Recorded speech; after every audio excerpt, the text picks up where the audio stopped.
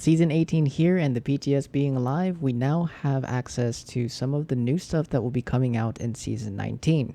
Now this is just going to be a very quick video covering the Ricochet because I just thought this was so funny.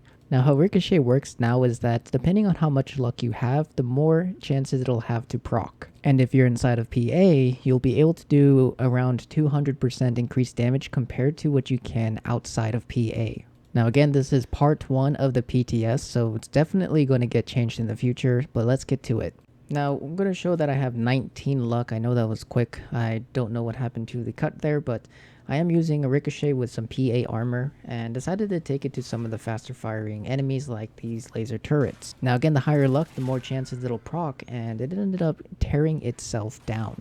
Now, I did try this outside of PA, and the damage was there and it did proc a little bit more because I did have a few unyielding pieces running as a bloodied.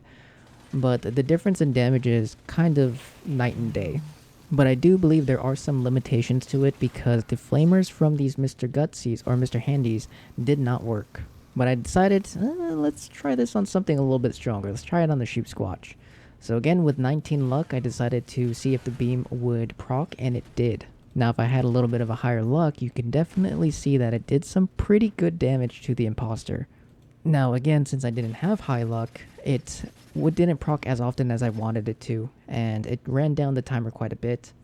And eventually, after it decided to finally deep fry me one last time, it ended up taking itself out. Now, funny enough, I was actually on the PTS to try and test out the Gatling Plasma stuff, which we'll cover here in the near future. But I thought I'd share this because I thought it was hilarious. But that's about it. Let me know your guys' thoughts in the comments. I would love to hear what you guys' opinions are on the Ricochet.